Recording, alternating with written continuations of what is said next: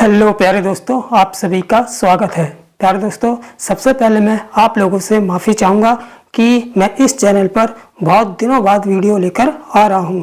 प्यारे दोस्तों, मैं जो है अपने दूसरे चैनल यानी कि साइन रीजनिंग पर कुछ थोड़ा सा ज़्यादा व्यस्त हो गया था, जिसकी व्यस्तता के कारण मैं इस चैनल के लिए वीडियो नहीं बना पाया। लेकिन मैं अब लगातार आप लोगों को इस चैनल पर वीडियो देता रहूँगा। ठीक है, तो मैंने जहाँ से छोड़ा था मैं वहीं से शुरुआत करूंगा।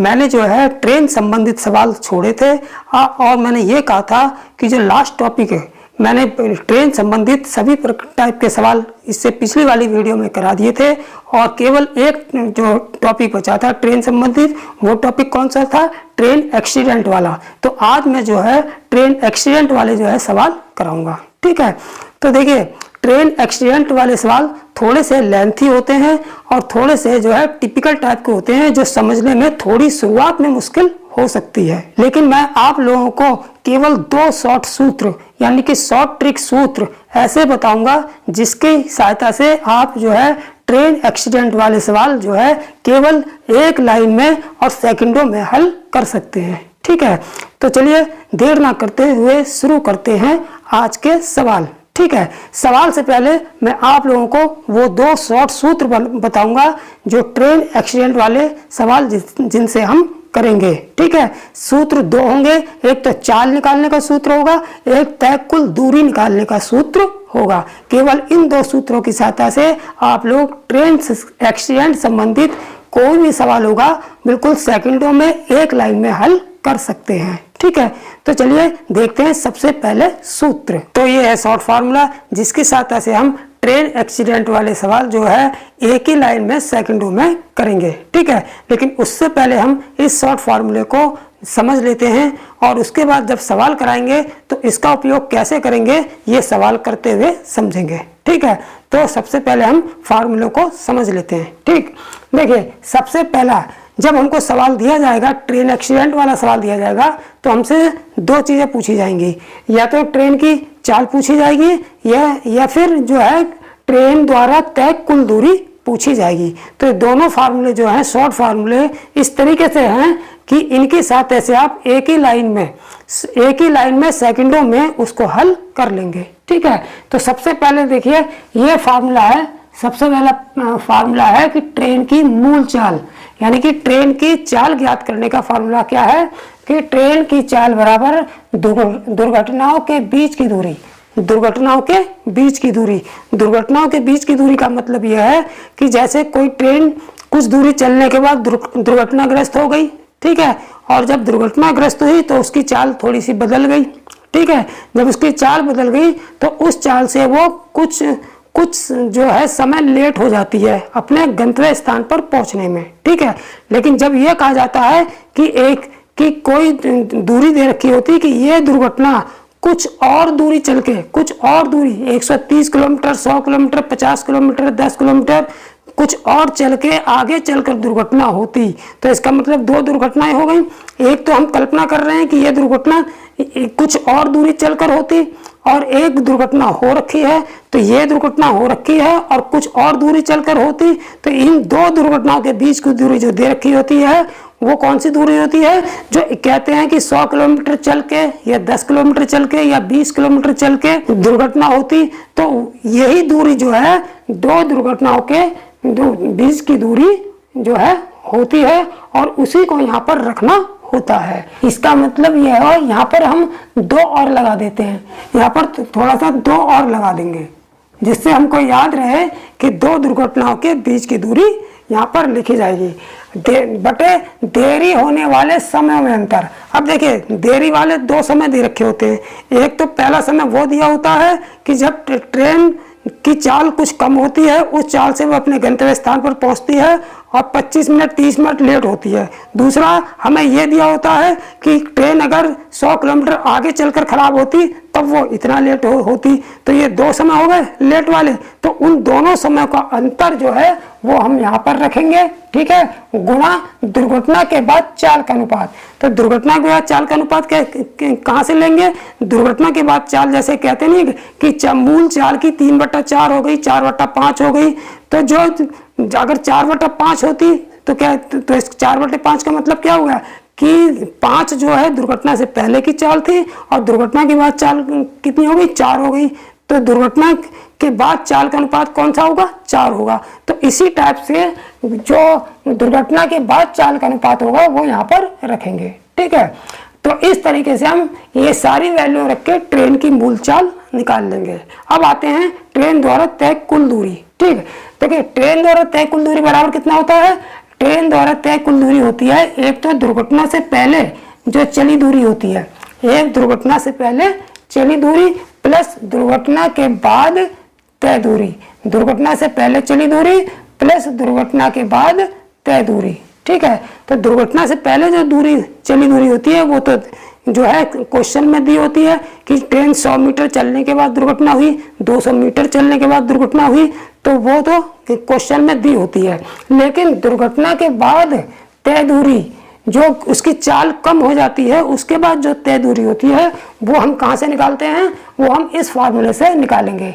दुर्घटना से पहले चली दूरी वो तो क्वेश्चन से ही पता चल जाएगी, लेकिन दुर्घटना के बाद तय दूरी जो है वो हमारी यहाँ से निकलती है। ठीक है, वो यहाँ से कैसे निकलेगी, दोनों दुर्घटनाओं के बीच की दूरी, वही यहाँ जैसे यहाँ दो दुर्घटनाओं के बीच की दूरी, ऐसे यहाँ पर दोनों दुर्घटनाओं के बीच की दूरी, यही यहाँ पर आ गया। ठीक है, बीच की दूरी, दोनों दुर्घटनाओं के बीच की दूरी गुणा पहला देरी वाला समय, यानी कि जो लेट वाले समय 2 दे रखे होते हैं, जो पहला वाला देरी वाला समय होता है वो गुणा करके यहाँ रखते हैं और बटे देरी होने वाले समय का अंतर। तो देखिए दोनों चाल और दूरी, दुर्घटना के बाद तय दूरी और चाल के फार्मूले में थोड़ा ही अंतर है। 2 दुर्घटनाओं के बीच की दूरी यहाँ भी रखनी है, दोनों दुर्घटनाओं के बीच की दूरी यहाँ भी रखनी है, देरी होने वाले समय में अंतर यहाँ भी रखना है, देरी होने वाले समय में अंतर यहाँ भी रखना है। बस यहाँ पर अंतर इतना है, जब चाल निकालेंगे तो नीचे हर में गुणा कर देंगे दुर्घटना के बाद चाल का अनुपात की, और यहाँ पर जो है अंश में पहला देरी वाले समय की गुणा कर देंगे। ठीक है, तो ये मैंने जो है फार्मूला, दोनों फार्मूले जो है मैंने थोड़े थोड़े समझा दिए, लेकिन जब मैं क्वेश्चन कराऊंगा तो पूरा क्वेश्चन वीडियो जो है अच्छी तरीके से देखेंगे। जब क्वेश्चन समझाऊंगा तो क्वेश्चनों को समझते हुए इन फार्मूलों को अच्छी तरह से कंठस्थ आप लोगों को हो जाएंगे। ठीक, लेकिन जब मैं सवाल कराऊंगा तो इन फार्मूलों को नहीं लिखूंगा, केवल मेरे दिमाग में होंगे। लेकिन आप क्या करेंगे, कैसे समझेंगे इसको, आप इन फार्मूलों को एक पेज पे लिख लेंगे और जब मैं सवाल कराऊंगा तो उस पेज पर देखते रहेंगे कि इस फार्मूले को किस तरह से अप्लाई किया जा रहा है। तब आप इससे आसानी से बिल्कुल कंठस्थ कर लेंगे। जब 2-3 सवाल लगातार फार्मूले को देखते हुए समझेंगे तो फार्मूला और सवाल दोनों आपकी समझ में आ जाएगा। ठीक है, तो चलिए देर ना करते हुए अब चलते हैं सवालों पर। अब जैसे पहला सवाल ये दिया हुआ है, ठीक है, तो पहला सवाल क्या है, इसको पहले ध्यान से पढ़ेंगे। ठीक है, सवाल क्या है कि एक रेलगाड़ी 120 किलोमीटर चलने के बाद दुर्घटनाग्रस्त हो जाती है और उसके बाद वह अपनी मूल चाल के 5/6, मूल चाल के कितनी, 5/6 चाल से चलती है। ठीक है, यानी कि कोई रेलगाड़ी है जो 120 किलोमीटर चलने के बाद दुर्घटनाग्रस्त हो जाती है। जब दुर्घटनाग्रस्त हो जाती है तो उसकी चाल में कुछ कमी हो जाती है, तो वो अपनी मूल चाल की कितनी चाल से चलने लगती है, वह अपनी मूल चाल की 5/6 चाल से चलने लगती है और अपने गंतव्य स्थान पर जब चाल कम हो जाएगी तो अपने गंतव्य स्थान पर कितनी देर से पहुंचती है, 2 घंटे देर से पहुंचती है। यानी कि कोई नियत समय होगा उससे 2 घंटा बाद पहुंचती है, यानी कि देर से पहुंचती है। ठीक, यदि यह दुर्घटना 300 किलोमीटर और आगे चलने पर होती, 300 किलोमीटर और आगे चलने के बाद होती, यानी कि 300 किलोमीटर और आगे जाने के बाद अगर होती ये दुर्घटना, तो गाड़ी केवल 1 घंटा, कितने घंटा, केवल 1 घंटा देरी से पहुंचती। तो गाड़ी की चाल और तय कुल दूरी हमसे पूछी है। ठीक है, तो जैसे वीडियो के शुरुआत में ही मैंने बता दिया था कि जो मैंने शॉर्ट फार्मूले बताए हैं उनको आप एक कॉपी पे नोट कर लेंगे। मैं यहाँ पर लिखाऊंगा नहीं, मैं सीधे यहाँ पर अप्लाई करूंगा। तो उस फार्मूले को आप पेज पर लिखकर सामने रख लेंगे वीडियो देखते समय। जब मैं सवाल में उसे अप्लाई करूँ तो आप उसको देखते हुए समझेंगे। ठीक है, तो मैं यहाँ पर जो है फार्मूला मेरे दिमाग में है, मैं डायरेक्ट इसको अप्लाई करूँगा। ठीक, देखिए हमसे क्या पूछा है, चाल भी पूछी है और हमसे तय कुल दूरी भी पूछी है। ठीक है, तो सबसे पहले मैं क्या निकालूंगा, सबसे पहले मैं चाल ही निकालूंगा। ठीक, चाल बराबर मैंने क्या बताया था, चाल बराबर मैंने बताया था दोनों दुर्घटनाओं के बीच की दूरी। अब देखिए दोनों दुर्घटनाओं के बीच की दूरी हमने किसको कहा है, दोनों दुर्घटनाओं के बीच की दूरी हमने किसको कहा है, दोनों दुर्घटनाओं के बीच की दूरी हमने 300 किलोमीटर को कहा है। क्यों कहा है, क्योंकि ये पहले दुर्घटना 300 किलोमीटर से पहले होती है और बाद में हमसे ये कहा जाता है कि ये दुर्घटना 300 किलोमीटर पहले ना होकर 300 किलोमीटर बाद में हुई होती। तो हमने बाद की दुर्घटना को भी रियल दुर्घटना मानकर दो दुर्घटनाएं हो गई, एक 300 किलोमीटर से पहले जो हो रखी है और एक इन्होंने कहा रखा है कि 300 किलोमीटर के बाद अगर दुर्घटना हुई होती। तो मैंने दोनों दुर्घटनाओं के बीच की दूरी इसको मान लिया और यहाँ पर दोनों दुर्घटनाओं के बीच की दूरी जो फार्मूले में लिखी हुई है इसकी जगह मैं क्या रखूंगा, ये 300 किलोमीटर रखूंगा। तो दोनों दुर्घटनाओं के बीच की दूरी कितनी हो गई, 300 किलोमीटर। तो 300 किलोमीटर हमने यहाँ पर लिख दिया। ठीक, बटे अब नीचे क्या लिखा है, देरी होने वाले लगे समयों में अंतर। फार्मूले आप पेज पे आपने लिख लिए होंगे, फार्मूला देखते रहिए मैं किस तरीके से यहाँ पर अप्लाई कर रहा हूँ। नीचे आप देखेंगे तो नीचे यहाँ पर लिखा होगा देरी होने वाले समयों का अंतर। तो देरी होने वाले समय का अंतर का मतलब यह है कि यहाँ सबसे पहले 2 घंटे देर हो रही है, पहला समय ये हो गया देरी होने वाला। दूसरा जो है 1 घंटा लेट हो रही है। ठीक है, तो देरी होने वाले 2 समय है, एक 2 घंटा और एक घंटा। ठीक है, तो इन दोनों समयों का अंतर, तो इन दोनों समय का अंतर कितना आ जाएगा, 2 घंटे में से एक घटा दो, कितना बचा 1। तो ये देरी होने वाले समय का अंतर आ गया। फिर गुणा, आगे क्या लिखा होगा, पेज पर आप देखेंगे आपने लिख लिया होगा, यहाँ पर होगा चाल का अनुपात, यानी कि दुर्घटना के बाद चाल का अनुपात। तो देखिए दुर्घटना के बाद चाल का अनुपात क्या हो जाएगा, यहाँ पर जो चाल हमको दे रखी है 5/6, यानी कि दुर्घटना के बाद चाल का अनुपात जब मैंने लिखा है तो इसका मतलब ये हुआ दुर्घटना के बाद चाल कितनी हो जाती है, 5/6 हो जाती है। इसका मतलब 5/6 का मतलब ये होता है कि दुर्घटना से पहले चाल 6 होगी, यानी दुर्घटना से पहले चाल का अनुपात 6 होगा, लेकिन दुर्घटना के बाद चाल का अनुपात कितना हो गया, 5 हो गया। यानी कि दुर्घटना से पहले चाल 6 थी और दुर्घटना के बाद चाल कितनी हो गई, 5 हो गई। तो यहाँ पर दुर्घटना के बाद चाल का अनुपात क्या लिखेंगे, 5। ठीक है, दुर्घटना के बाद चाल का अनुपात क्या लिखेंगे, 5। यानी कि दुर्घटना से पहले चाल 6 थी, अब 5 हो गई। तो यहाँ पर दुर्घटना के बाद चाल का अनुपात क्या लिखेंगे, हम 5 लिखेंगे। ठीक है, समय चूंकि हमको घंटे में दे रखा है तो हम इसको घंटे में बदलने की जरूरत नहीं है, लेकिन कई सवालों में जब यहाँ पर देरी होने वाला समय मिनट में दिया होगा तब हम क्या करेंगे, यहाँ पर 60 से मल्टीप्लाई कर देंगे जिससे ये घंटे में चेंज हो जाए। चूंकि यहाँ पर समय दिया हुआ समय घंटे में दे रखा है तो हमें यहाँ पर 60 से मल्टीप्लाई करने की जरूरत नहीं है। ठीक है, अब हम इसको काट लेंगे, 5 छक 30, ये कट गया, 0 कट के यहाँ पर आ गया, 60 हो गया। तो बराबर आ जाएगा हमारा 60 किलोमीटर प्रति घंटा, 60 किलोमीटर प्रति घंटा। तो चाल हमारी कितनी आ गई, 60 किलोमीटर प्रति घंटा। ठीक, अब देखते हैं तय कुल दूरी। तय कुल दूरी का क्या फार्मूला बताया था मैंने, तो आपने पेज लिख लिया होगा, पेज में देखेंगे, मैं यहाँ पर डायरेक्ट अप्लाई करूंगा। तय कुल दूरी बराबर, देखिए तय कुल दूरी बराबर कितनी होगी, आप लोगों ने फार्मूला जो है पेज पर लिख लिया होगा, पेज को सामने रखकर फार्मूले को देखते रहिए कि मैं इसको किस तरीके से अप्लाई कर रहा हूँ। ठीक है, फिर उसी तरीके से आपको अप्लाई करना है। ठीक है, तो तय कुल दूरी बराबर क्या बताया था मैंने, तय कुल दूरी बराबर मैंने बताया था कि रेलगाड़ी द्वारा दुर्घटना से पहले चली दूरी, रेलगाड़ी द्वारा दुर्घटना से पहले चली दूरी। तो दुर्घटना से पहले कितने किलोमीटर चली थी, दुर्घटना से पहले 120 किलोमीटर चली थी, तो 120 किलोमीटर रख देंगे यहाँ पर, फिर प्लस। ठीक है, तय कुल दूरी मैंने क्या लिखाई थी, दुर्घटना से पहले चली दूरी प्लस उसके बाद क्या बताया था कि दुर्घटना होने के बाद चली दूरी, यानी कि दुर्घटना के होने के बाद जो है चली दूरी। ठीक है, तो दुर्घटना के होने के बाद चली दूरी कैसे निकालने को बताया था मैंने, यहाँ पर रखते हैं, क्या रखते हैं यहाँ पर, दुर्घटनाओं के बीच की दूरी यानी कि 300 किलोमीटर।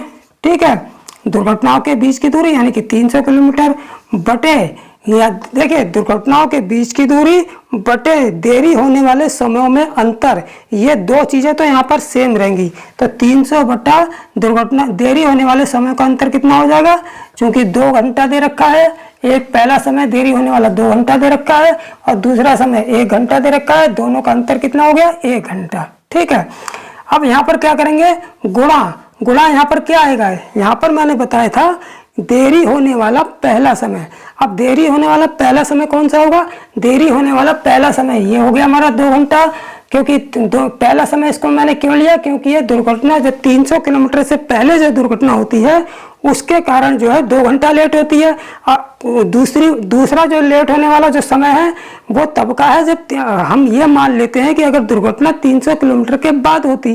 ठीक है, तो देरी होने वाला पहला समय हम इसको लेते हैं और दूसरा समय ये इसको लेते हैं। तो यहाँ पर जो है देरी होने वाला पहला समय रखा जाएगा। पहला समय कौन सा है, 2 घंटा, तो यहाँ पर फिर हम 2 रख लेंगे। ठीक है, अब इसको सॉल्व कर लेंगे। सॉल्व कितना हो जाएगा, 120 तो ऐसे ही आ गया, प्लस 300 दूनी 600, तो बराबर कितना हो गया 600 और 120 कितना हो गया 720 किलोमीटर। यानी कि ट्रेन ने कुल कितनी दूरी तय की, 720 किलोमीटर दूरी तय की। तो इस तरह ट्रेन की चाल जो है मूल चाल 60 किलोमीटर प्रति घंटा हो गई और तय कुल दूरी जो है 720 किलोमीटर होगी। ठीक, दूसरा सवाल क्या है, दूसरा सवाल को ध्यान से देखेंगे। क्या है कि एक ट्रेन 60 किलोमीटर चलने के बाद दुर्घटनाग्रस्त हो जाती है, जिससे उसकी चाल मूल चाल का मतलब जो प्रारंभिक चाल थी, प्रारंभिक चाल या मूल चाल की 3/4 हो जाती है। ठीक है, और वह अपने गंतव्य स्थान पर 35 मिनट देरी से पहुंचती है यदि दुर्घटना उसी स्थान से 20 किलोमीटर और आगे होती। अब इन्होंने कहा है यही दुर्घटना 20 किलोमीटर और आगे हुई होती तब जो है अपने गंतव्य स्थान पर वह 25 मिनट देरी से पहुंचती है। तो ट्रेन की चाल और तय कुल दूरी बताइए। ठीक है, तो मैंने बताया था, जो मैंने 2 फार्मूले बताए थे शॉर्ट ट्रिक फार्मूले, उनसे जो है सेकंडों में सवाल निकल जाएगा।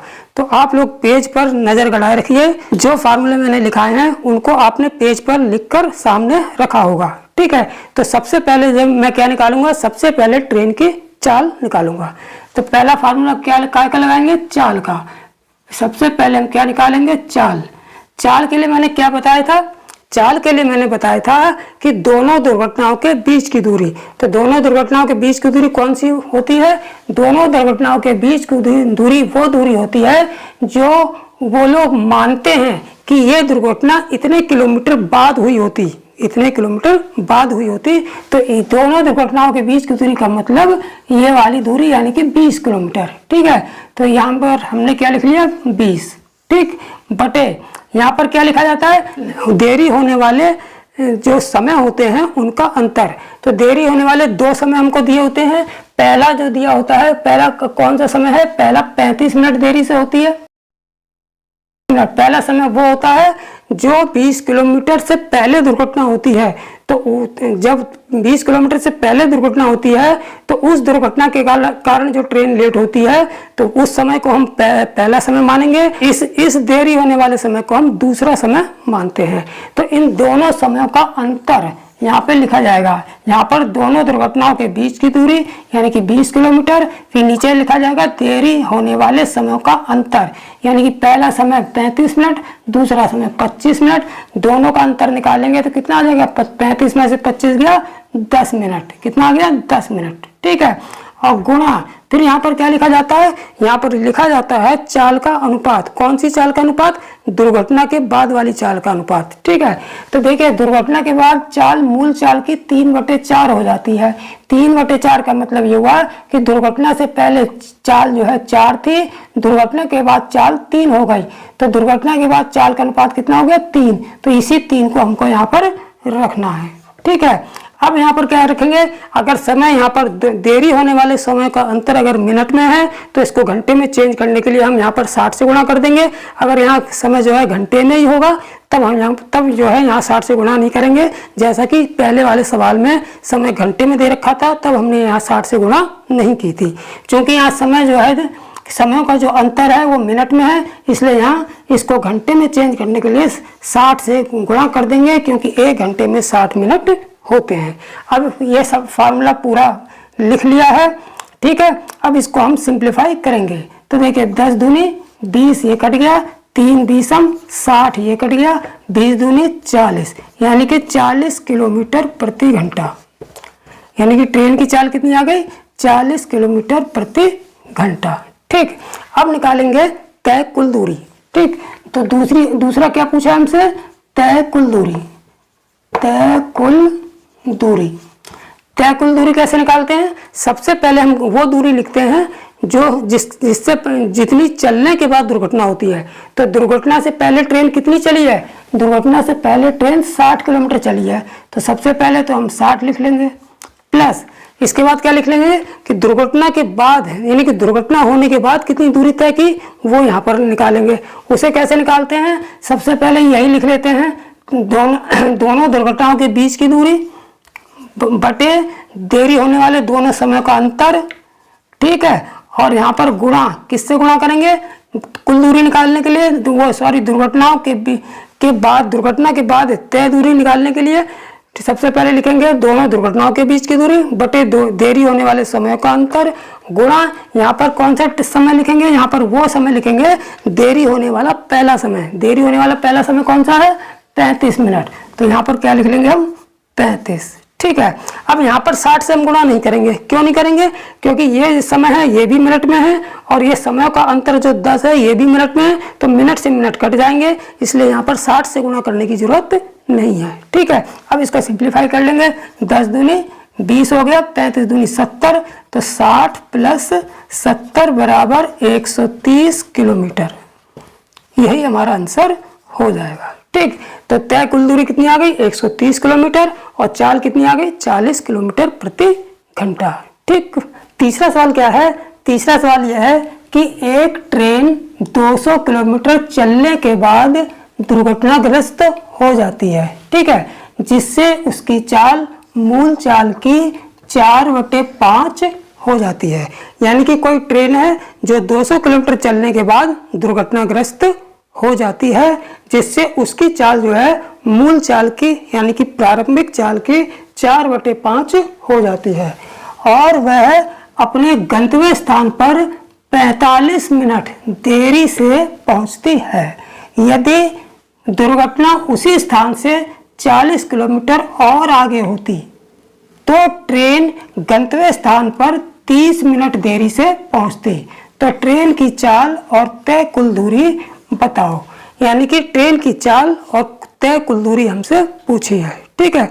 तो बिल्कुल सिंपल है, हम उसी दोनों फार्मूलों का यूज करके ट्रेन की चाल और तय कुल दूरी निकालेंगे, ठीक है।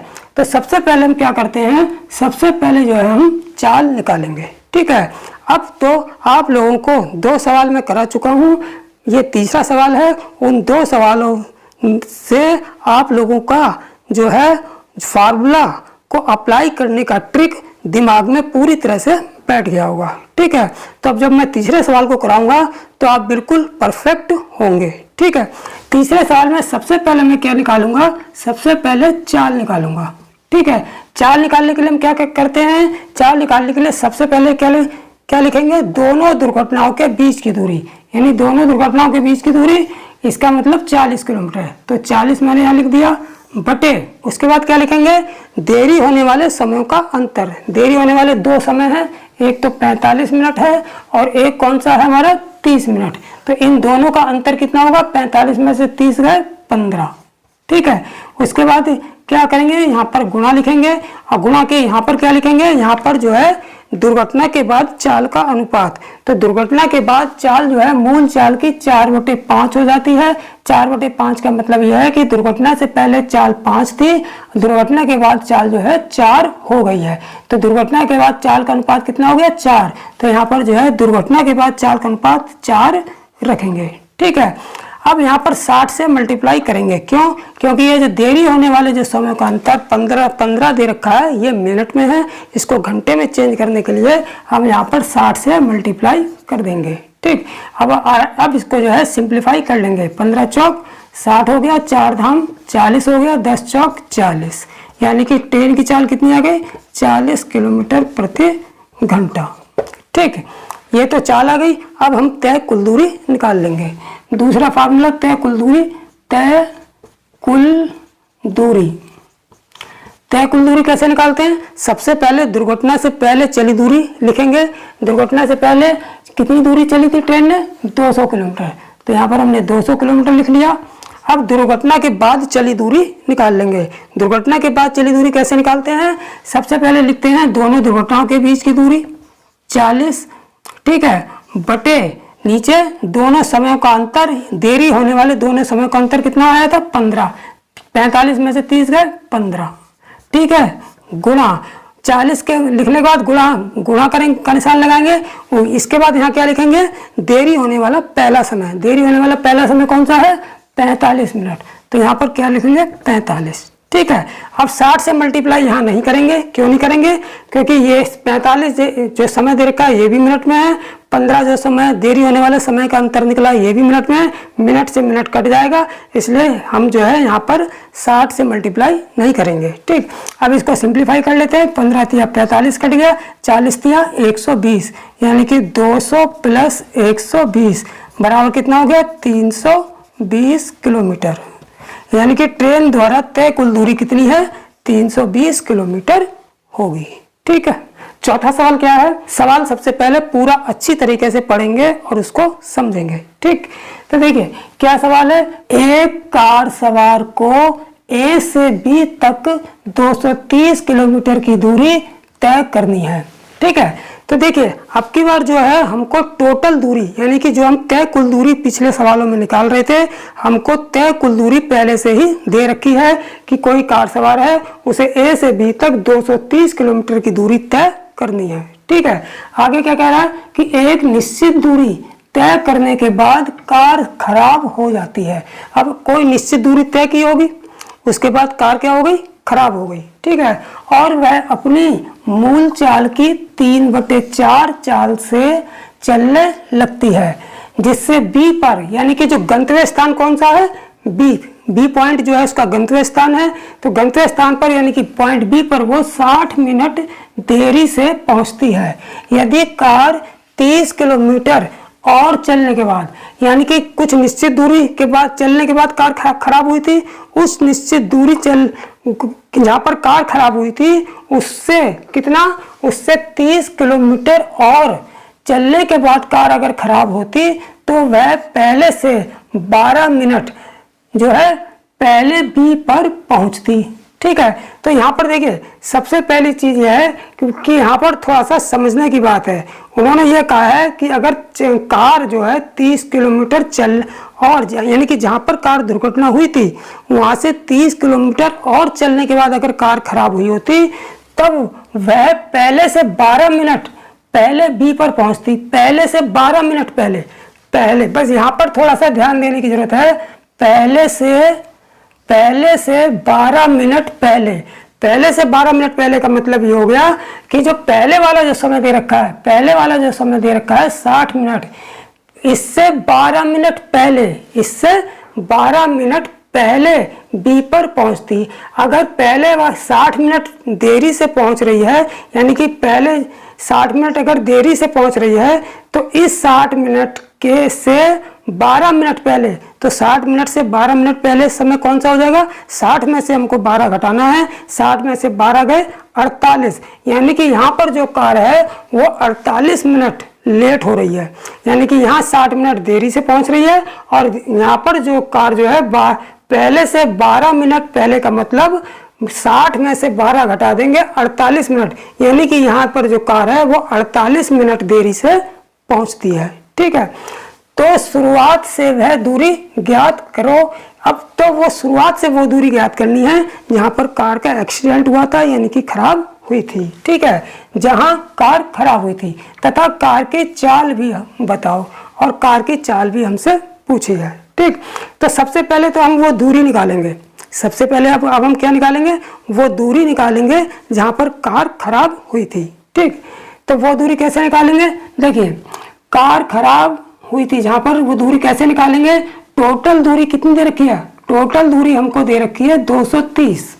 टोटल दूरी कितनी दे रखी है 230। इसमें से क्या माइनस कर लेंगे, इसमें से हम माइनस करेंगे दुर्घटना के बाद, यानी कि कार खराब होने के बाद तय दूरी। चाहे वो दुर्घटना के बाद तय दूरी कह लो, चाहे वो कार खराब होने के बाद तय दूरी कह लो। तो यहाँ पर चूंकि कार खराब होती है तो इसलिए हम यहाँ पर कहेंगे जो कार खराब होने के बाद तय दूरी। ठीक है, तो कार खराब होने के बाद तय दूरी कैसे निकालेंगे, बिल्कुल वही फार्मूला लगाना है जो मैंने लिखाया है। क्या कि दोनों समय, यानी कि दोनों दुर्घटनाओं, दोनों पॉइंटों को, यानी कि दो ऐसे पॉइंट जहां पर कार खराब हुई है, ये एक पॉइंट पर कार खराब हुई है और एक पॉइंट पर हमने खराब मान लिया है कि इतने किलोमीटर चलने के बाद कार खराब होती, तो 2 पॉइंट हो गए। तो इससे पहले वाले सवालों में दुर्घटनाओं के बीच की दूरी कहा, अब यहाँ पर हम कहेंगे कार, 2 ऐसे पॉइंट जहाँ पर कार खराब होनी थी या हुई है, उनके बीच की दूरी। तो उनके बीच की दूरी कितनी हो जाएगी, उनके बीच की दूरी जो है 30 किलोमीटर होगी। तो 30 किलोमीटर पहले कार खराब हुई थी और आगे का है, अगर 30 किलोमीटर के बाद कार खराब होती, इसका मतलब दोनों पॉइंट, यानी कि दोनों पॉइंट जहाँ पर कार खराब होना बताया है, उनके बीच की दूरी कितनी है 30 किलोमीटर। तो यहाँ पर सबसे पहले क्या रखेंगे 30 किलोमीटर। ठीक है, गुणा, अब देखिए यहाँ पर गुणा नहीं लिखेंगे क्योंकि हमें दूरी निकालनी है, सीधे फिर बटे करेंगे। बटे करके देरी होने वाले समय का अंतर, अब देरी होने वाले समय का अंतर मैंने अभी समझाया था, देरी होने वाले समय का अंतर कितना आएगा 60 मिनट। तो ये हो गया हमारा 60 मिनट देरी से पहुंच रही है। और दूसरा वाला समय इन्होंने दिया है पहले से 12 मिनट पहले। तो 60 से 12 मिनट पहले का मतलब 60 में से 12 घटा देंगे, 60 में से 12 गए 48, यानी कि दूसरी बार जो कार पहुंच रही है वो 48 मिनट देरी से पहुंच रही है। दूसरी बार कितने पहुंच रही है 48 मिनट देरी से पहुंच रही है। तो दोनों समय का अंतर कितना हो गया, दोनों समय का अंतर कितना हो जाएगा, एक 60 मिनट देरी से पहुंच रही है, पहला समय जो है 60 मिनट देरी से पहुंच रही है, दूसरा समय है 48 मिनट देरी से पहुंच रही है। ठीक है, तो इन दोनों समय का अंतर कितना हो जाएगा, इन दोनों समय का अंतर आ गया हमारा 12 मिनट। तो इन दोनों समय का अंतर कितना आ गया 12 मिनट आ गया। तो यहाँ पर हम क्या लिखेंगे 12। ठीक है, 12 के बाद यहाँ पर फिर चूंकि जब दूरी निकालते हैं तब यहाँ पर कितने से मल्टीप्लाई करते हैं, यहाँ पर जो मल्टीप्लाई करते हैं पहले वाले देरी होने वाले पहले वाले समय से, देरी होने वाले पहले समय से। तो पहला वाला कौन सा समय है देरी होने वाला, पहला समय है 60 मिनट, तो हम 60 से मल्टीप्लाई कर देंगे। ठीक है, तो 12 पंजे 60, ये हमारा कट जाएगा, ये हमारा आ गया 230 माइनस 30 पंजे 150, और 230 में से 150 घटा देंगे तो कितना आ जाएगा हमारा 80 किलोमीटर आ जाएगा। यानी कि जो कार खराब हुई थी वो ए पॉइंट से चलने के बाद 80 किलोमीटर दूरी तय करने के बाद खराब हुई थी, यानी कि पॉइंट ए से 80 किलोमीटर की दूरी पर कार खराब हुई थी। ठीक है, तो ये हमारा 80 किलोमीटर आंसर होगा। अब दूसरी चीज क्या निकालनी है, चाल। तो चाल तो बिल्कुल वैसे ही निकाल देंगे उसी फार्मूले से। चाल बराबर कितना हो जाएगा, चाल बराबर वही हो जाएगा, दोनों पॉइंटों पर जहाँ कार खराब होना बताया है उनके बीच की दूरी कितनी 30 किलोमीटर। ठीक, 30 बटे यहाँ पर नीचे क्या लिखेंगे, देरी होने वाले समय का अंतर, देरी होने वाले समय का अंतर कितना आ गया 12 मिनट, ये हमने 12 मिनट लिख लिया। ठीक है, अब यहाँ पर गुणा करके क्या लिखेंगे, यहाँ पर गुणा करके लिखेंगे चाल का अनुपात। चाल का अनुपात क्या, क्योंकि कार खराब होने के बाद मूल चाल की कितनी, कार की चाल कितनी हो जाती है 3/4 हो जाती है, यानी कि खराब होने से पहले कार की चाल 4 थी अब 3 हो गई। तो तो कार खराब होने के बाद चाल का अनुपात कितना हो गया 3। तो इसका मतलब यहाँ पर क्या रखेंगे 3 रखेंगे और गुणा इसके बाद 60 से मल्टीप्लाई करेंगे। क्यों? क्योंकि देरी होने वाले समय का जो अंतर दे रखा है वो 12 मिनट है और मिनट को घंटे में चेंज करने के लिए हम 60 से मल्टीप्लाई करेंगे। ठीक, अब इसको काट लेंगे। 12 पंजे 60 ये कट गया, 3 धाम 30 ये कट गया, 10 पंजे 50 किलोमीटर प्रति घंटा। ठीक है, तो कार की चाल जो है कितनी आएगी? कार की चाल 50 किलोमीटर प्रति घंटा थी। ठीक, पांचवा सवाल क्या है? पांचवा सवाल है कि एक मालगाड़ी स्टेशन ए से बी की ओर चलती है। ठीक है, यानी कोई मालगाड़ी है जो स्टेशन ए से बी की ओर जा रही है और आगे क्या कह रहा है? आगे कह रहा है कि तथा चलने के ठीक 1 घंटे बाद दुर्घटनाग्रस्त हो जाती है। यानी कि चलने के 1 घंटे बाद जो है दुर्घटनाग्रस्त हो जाती है। वहां पर 30 मिनट रुकती है, यानी कि जहां पर दुर्घटनाग्रस्त होती है वहां पर आध घंटा यानी कि 30 मिनट रुकती है और रुकने के बाद वह अपनी मूल चाल की 4/5 चाल से पुनः चलना शुरू करती है। ठीक है, और बी पर 2 घंटे देरी से पहुंचती है और अपने गंतव्य स्थान यानी कि बी पॉइंट बी पर जो है 2 घंटे देर से पहुंचती है। ए से चलती है, कुछ दूरी चलने के बाद 1 घंटा चलने के बाद दुर्घटनाग्रस्त हो जाती है, वहां आध घंटा 30 मिनट रुकती है और रुकने के बाद जो है अपनी मूल चाल की 4/5 चाल से चलना शुरू करती है और अपने गंतव्य स्थान यानी कि पॉइंट बी पर 2 घंटा देरी से पहुंचती है। ठीक है, आगे क्या कह रहा है? यदि यह दुर्घटना 80 किलोमीटर और आगे चलकर होती तो वह बिंदु बी पर 1 घंटा देरी से पहुंचती। ठीक, तो गाड़ी की मूल चाल और कुल दूरी हमसे पूछी है। ठीक, तो सबसे पहले हम क्या निकालेंगे? सबसे पहले हम चाल निकालेंगे। ठीक है, तो सबसे पहले हम क्या निकालेंगे? चाल। चाल बराबर क्या होता है? चाल बराबर होता है दोनों दुर्घटनाओं के बीच की दूरी लिखते हैं। ठीक है, तो दोनों दुर्घटनाओं के बीच की दूरी कितनी है? 80 किलोमीटर। पहली दुर्घटना और दूसरी दुर्घटना कब? उन्होंने कहा अगर 80 किलोमीटर के बाद होती, तो पहली 80 किलोमीटर से पहले जहां पर हुई है और दूसरी कह रहा है 80 किलोमीटर के बाद हुई होती, तो 2 दुर्घटनाएं हो गई, दोनों के बीच की दूरी कितनी होगी? 80 किलोमीटर। तो यहाँ पर हम क्या रख लेंगे? 80 किलोमीटर। ठीक है, उसके बाद बटे उसके बाद यहाँ पर देरी होने वाले समय का अंतर। देरी होने वाले समय कौन कौन से हैं? देरी होने वाला जो पहला समय है वो कितना है? वो पहला वाला जो समय है 4/5 2 घंटे। पहला वाला समय है 2 घंटे। ठीक है, देरी होने वाला पहला समय 2 घंटे है और दूसरा समय कितना है? दूसरा समय जो है 1 घंटा है। दूसरा समय कितना है? 1 घंटा। इनका दोनों का अंतर यहाँ पर लिखना होता है, तो इन दोनों का अंतर कितना हो जाएगा? 2 में से 1 गया 1, 2 में से 1 गया 1। ठीक, गुणा। अब यहाँ पर क्या लिखते हैं? जब चाल निकालते हैं तो यहाँ पर चाल का अनुपात लिखते हैं। कौन सी चाल का अनुपात लिखते हैं? यहाँ पर कौन सी चाल का अनुपात लिखते हैं? दुर्घटना के बाद की चाल का अनुपात। तो यहाँ पर चाल कितनी हो जाती है दुर्घटना के बाद? 4/5 हो जाती है। 4/5 का मतलब दुर्घटना से पहले चाल 5 थी और दुर्घटना के बाद चाल 4 हो गई, तो दुर्घटना के बाद चाल का अनुपात कितना हो गया? 4। तो वो अनुपात क्या है? यहाँ लिख देंगे। ठीक है, तो इस तरीके से जो है पूरा फार्मूला करेक्ट हो गया। अब इसको हम सिंप्लीफाई कर लेंगे। 4 बीसम 80 से ये कट जाएगा, क्योंकि ये समय घंटे में दिया है इसलिए 60 से गुणा करने की जरूरत नहीं है। तो 4 बीसम 80 हो गया, तो बराबर चाल कितनी आ गई? 20 किलोमीटर प्रति घंटा। चाल कितनी आ गई? 20 किलोमीटर प्रति घंटा। ठीक, अब दूसरी क्या पूछी है? कुल दूरी। तो हम कुल दूरी भी निकाल लेंगे। कुल दूरी, कुल तय दूरी, कुल तय दूरी, कुल तय दूरी बराबर। देखिए कुल तय दूरी कैसे निकालते हैं? अभी तक मैंने इससे पहले 4 सवाल करा दिए, आपको अच्छी तरह पता कर चल गया होगा कुल दूरी कौन सी कैसे निकालते हैं। दुर्घटना से पहले चली कुल दूरी और दुर्घटना के बाद तय दूरी। तो दुर्घटना से पहले चली दूरी कितनी है? दुर्घटना से पहले देखिए इस सवाल में दुर्घटना से पहले चली दूरी तो हमको नहीं दिया है, लेकिन हमें इतना दिया है कि दुर्घटना चलने के 1 घंटे बाद हुई है। दुर्घटना चलने के 1 घंटे बाद हुई है। तो जब हमको चाल पता है हमने चाल निकाल ली, तो इस चाल की सहायता से 1 घंटे में चली दूरी निकाल लेंगे।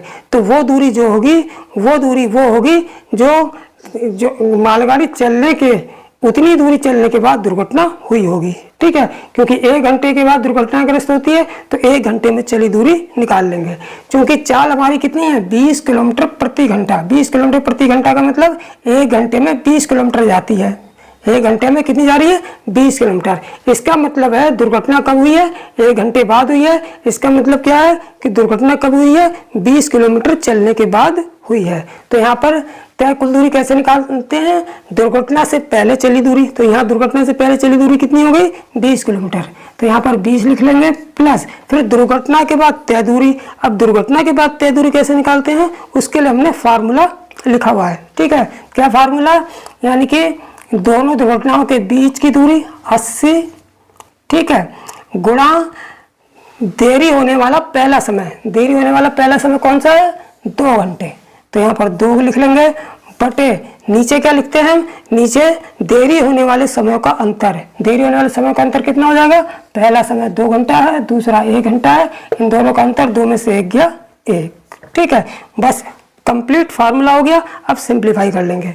सिंप्लीफाई हो जाएगा कितना, 20 प्लस 80 दूनी 160। 80 दूनी कितना हो, 160। तो 20 और 160 कितने हो गए, 180 किलोमीटर। यही हमारा आंसर हो जाएगा। यानी कि मालगाड़ी द्वारा तय कुल दूरी कितनी होगी, 180 किलोमीटर होगी और उसकी चाल कितनी होगी, 20 किलोमीटर प्रति घंटा होगी। ठीक, छठा सवाल है कि एक रेलगाड़ी स्टेशन से चलने के 3 घंटे बाद दुर्घटनाग्रस्त होने के कारण 1 घंटा रुकना पड़ा।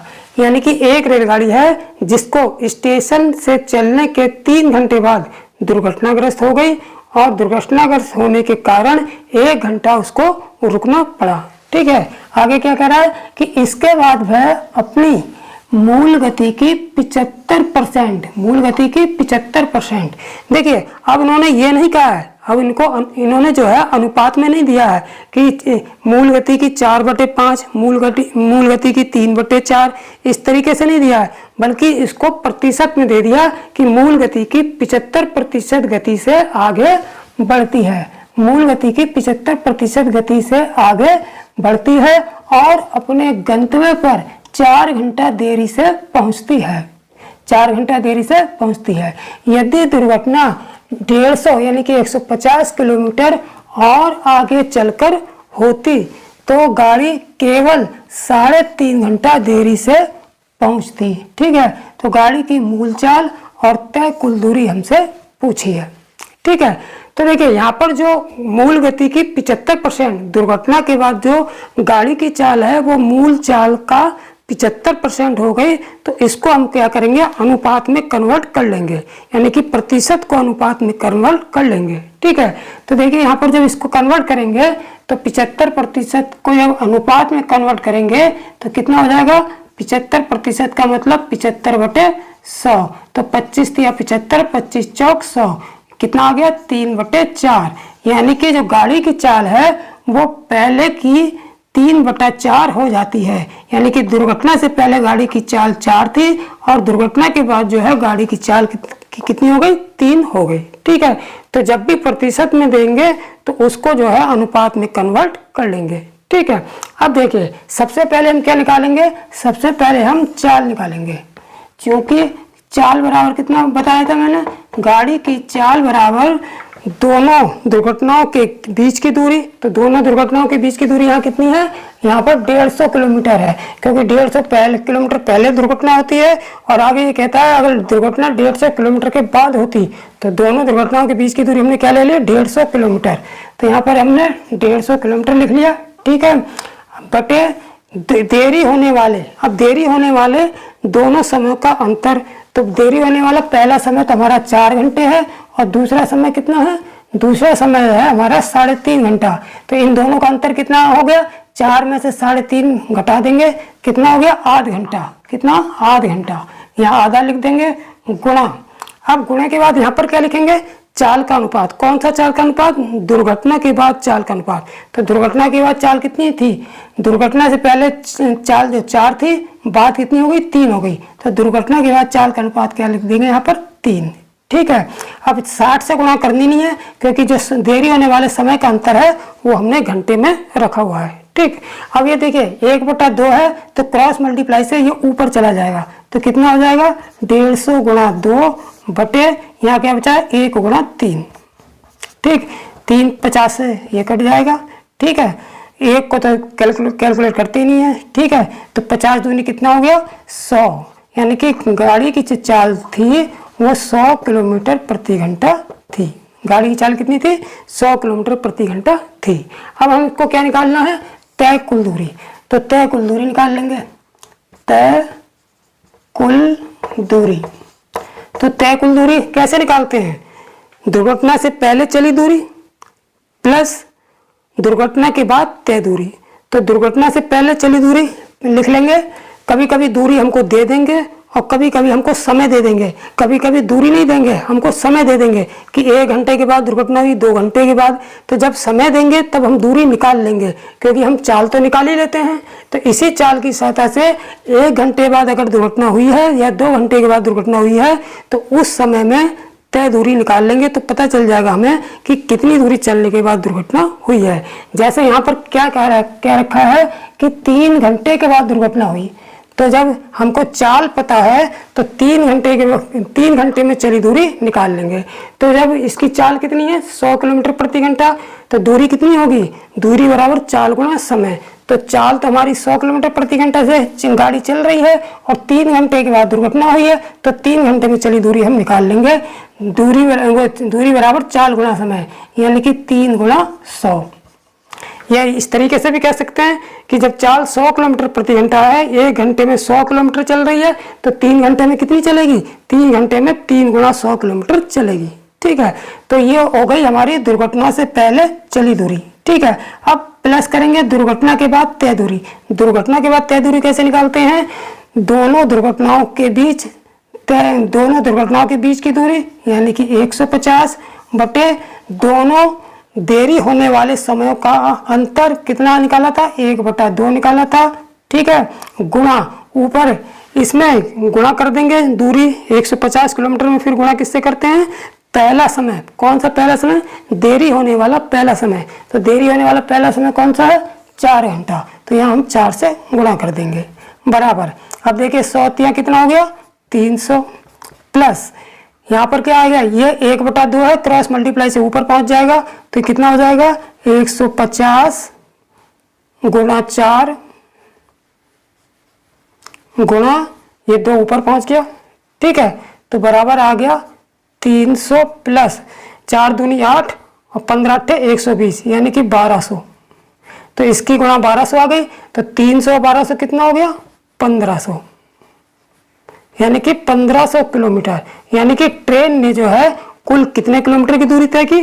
कुल 1500 किलोमीटर की दूरी तय की। ठीक है। तो दोस्तों इस तरीके से मैंने 6 जबरदस्त ट्रेन एक्सीडेंट से संबंधित जो है 6 जबरदस्त सवाल कराए, और 6 सवाल जो है बहुत इंपॉर्टेंट सवाल है। अगर ये 6 सवाल आप लोग कर लेते हैं तो ट्रेन दुर्घटना से संबंधित कैसा भी सवाल आएगा परीक्षा में, वो आप छोड़ के नहीं आएंगे। हाँ, इसकी जो शॉर्ट ट्रिक मैंने बताई है, यानी कि शॉर्ट फार्मूला बताया है, इसको आप अच्छी तरह से कंठस्थ कर लेंगे, और मेरे हिसाब से वीडियो देखते देखते आपको कंठस्थ हो गया होगा। ठीक है। तो देखिए अब मैं नेक्स्ट वीडियो में जो है टॉपिक कराऊंगा। ठीक है। क्योंकि ये जो ट्रेन से संबंधित टॉपिक था ये आज खत्म हो गया है। इसकी प्लेलिस्ट में जाकर बाकी वीडियो भी देख लेंगे। ठीक है।